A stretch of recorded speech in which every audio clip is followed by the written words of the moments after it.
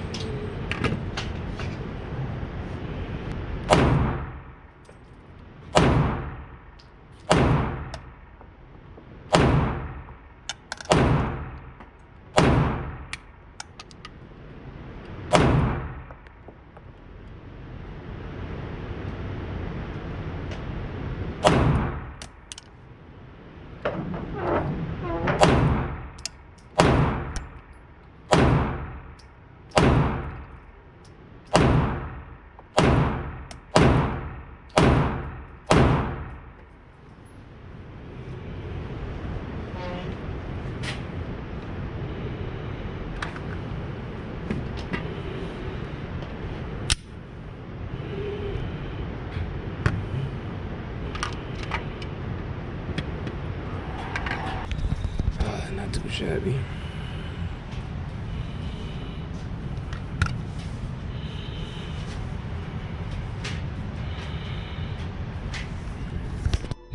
I'm mad I don't have an official like setup for the range. Like I ain't got a way to set up my camera, but that was my first time shooting it, and man, I'm telling y'all, I think I like rifles a lot.